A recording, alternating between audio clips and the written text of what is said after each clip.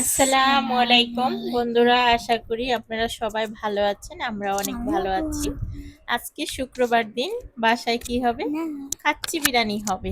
এই যে দেখতে পাচ্ছেন, মাইশা কিন্তু কাচ্চি খাওয়ার জন্য পাগল হয়ে গেছে।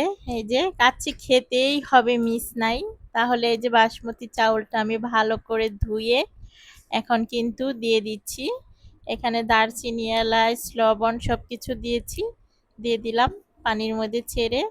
তারপরে কিছুটা ঝরা দিয়ে রাখবো। আর এ ফাঁকে এখানে আমি কাচ্চির এই যে মাংসগুলো সাইজ মতো কেটে নিয়েছি, দিয়ে দিলাম সাদা তেল, বেস্তা, আরও দিব খাঁটি সরষের তেলটাও দিয়ে দিব। দিয়ে দিলাম কয়েকটা পেঁয়াজ কুচি। এখন দিব আদা বাটা।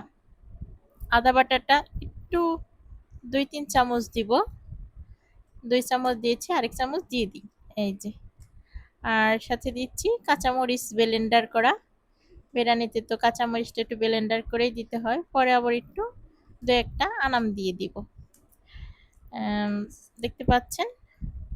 আর দিয়ে দিলাম স্বাদ মতো লবণ, দিয়ে দিলাম জিরা গুঁড়ো, আর সাথে দিয়ে দিলাম মরিচ গুঁড়ো 1 চামচ, খাঁটি সরষের তেল দিয়ে দিলাম পরিমাণ মতো, দিয়ে দিচ্ছি বিরিয়ানির মশলা। কাচ্চির মশলাটা নেই, তার জন্য বিরিয়ানির মশলাটা দিয়েই আজকে কাচ্চি রান্না করা হবে। এই যে আলুটা ভেজে রেখেছি, বেস্তাটাও করে রেখেছি।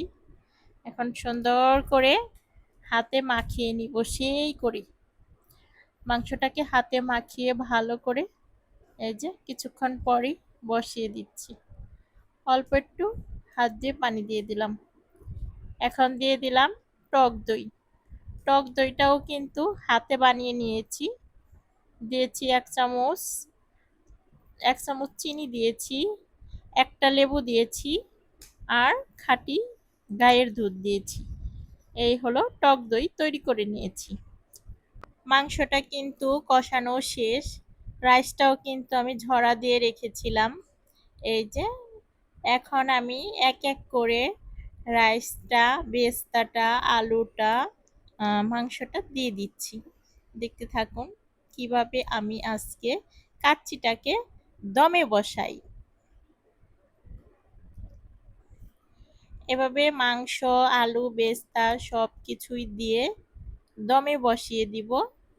দেখতে পাচ্ছেন, পুরো ভিডিওটা দেখবেন, তাহলে বুঝতে পারবেন যে কাচ্চিটা কিভাবে আমি দমে বসিয়ে রাখি। পরে আমি এটাকে সুন্দর করে নর্মাল আঁচে, অল্প আঁচে চুলাতে বসিয়ে রাখবো।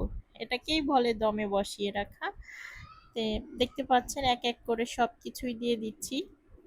এই যে বেস্তাটাকে আবারও দিয়ে দিলাম, দিয়ে দিব আলুটা সুন্দর করে ভেজে নিয়েছি। এই যে এখন দিয়ে দিব মাংসটা।